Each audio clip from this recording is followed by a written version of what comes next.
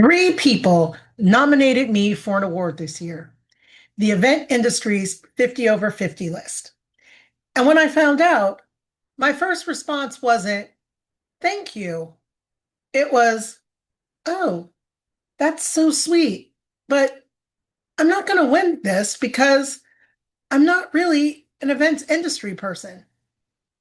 I said that out loud to someone who had just gone out of their way to nominate me. And actually, he looked at me like I had two heads when I said that to him. If you're new here, you may be wondering, why was she so surprised? So let me introduce myself.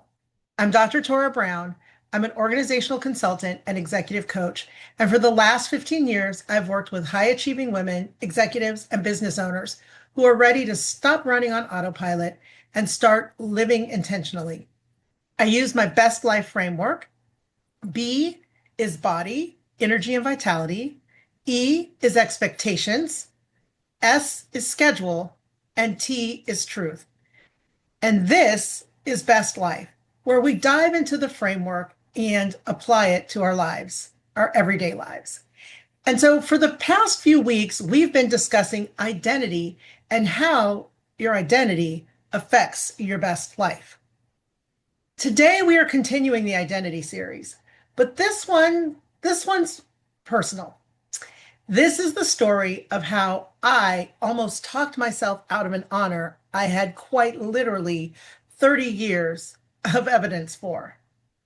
So let's start with the nomination. Here's what happened.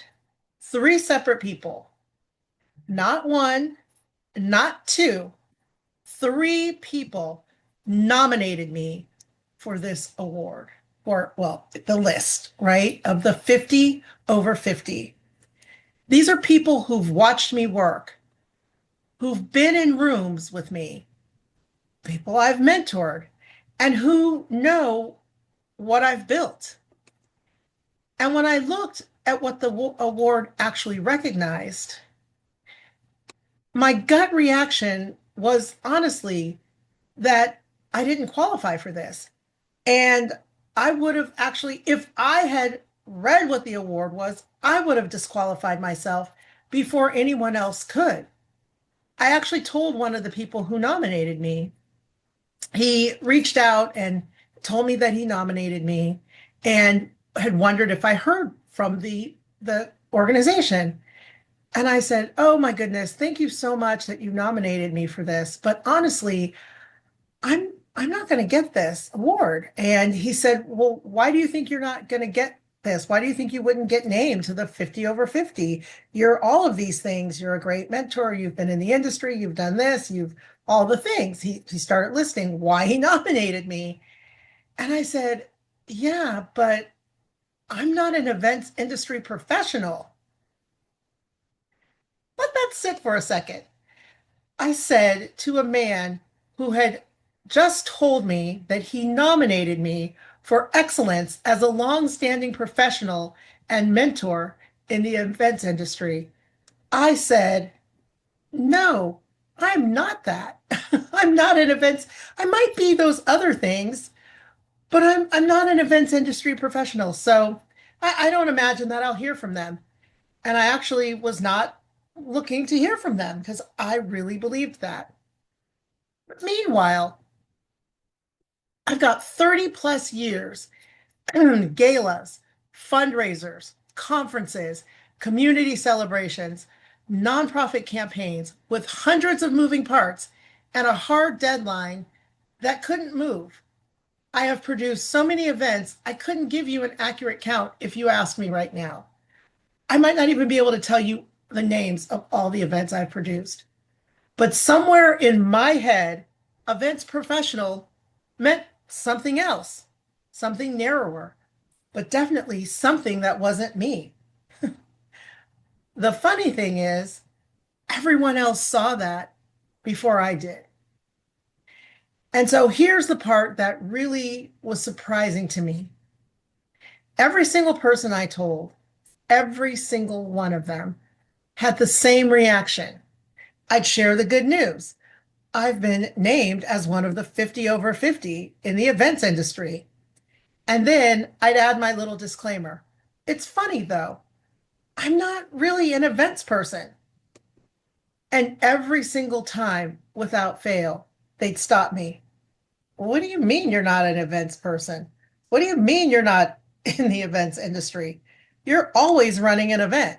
I don't even know of a time when you're not running an event, is what most of the people said to me. Not one person agreed with my disclaimer. Not one. And when I actually sat with that, with the gap between how I saw myself and how 30 years of people who've worked alongside me saw me, I started to understand something. A lot of the events I produced were nonprofit work, volunteer work, charity galas, community fundraisers, board initiatives, church events. I wasn't always the one getting the check. So, somewhere along the way, I quietly wrote a rule for myself.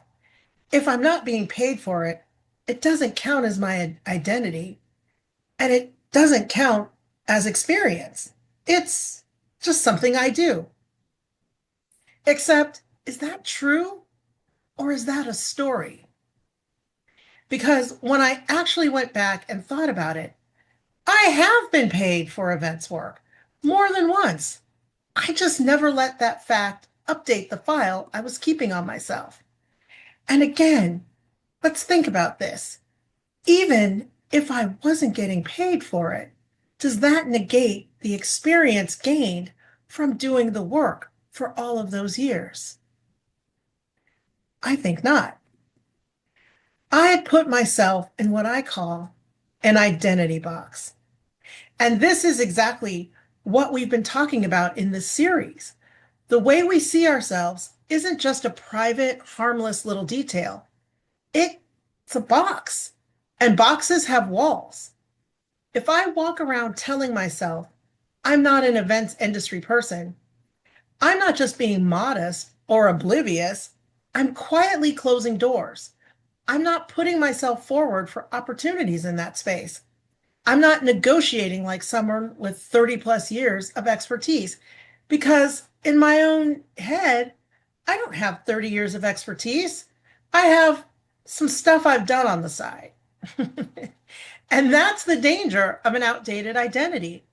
It doesn't just fail to describe you, it actively limits what you'll reach for. And I think a lot of us are walking around with at least one of these. Maybe you've built a business, but you still introduce yourself like you're just getting started.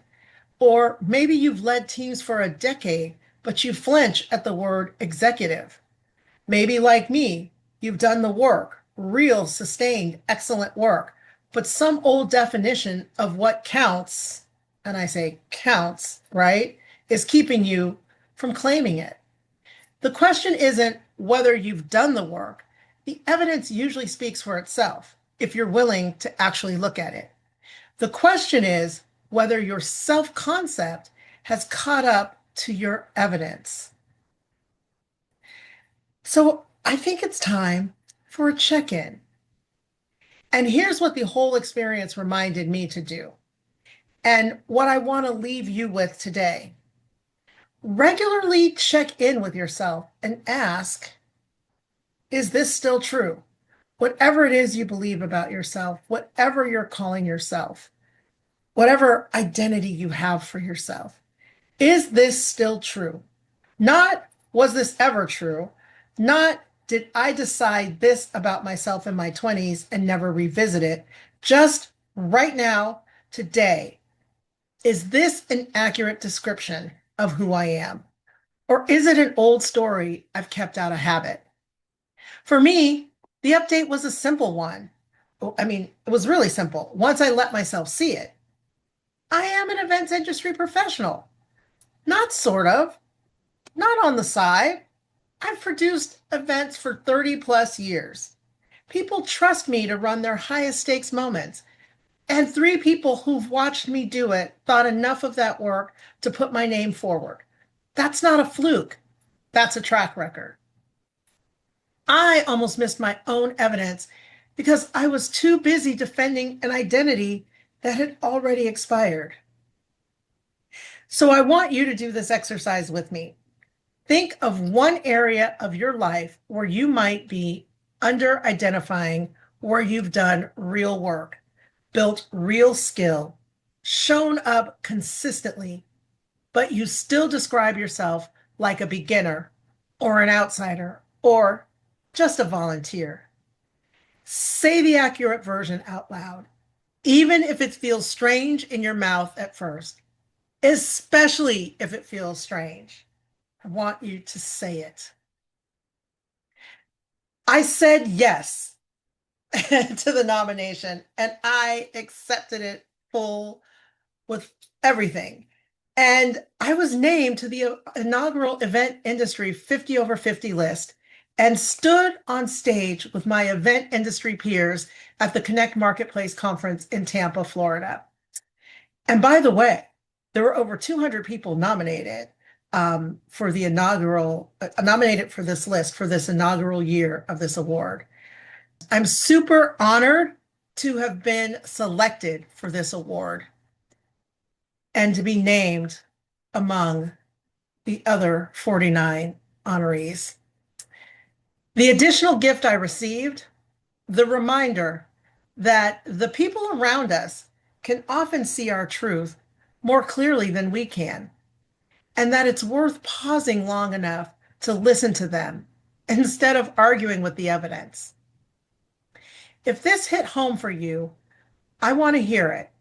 Drop a comment and tell me what's one identity you might be underselling. What's the accurate version you haven't said out loud yet?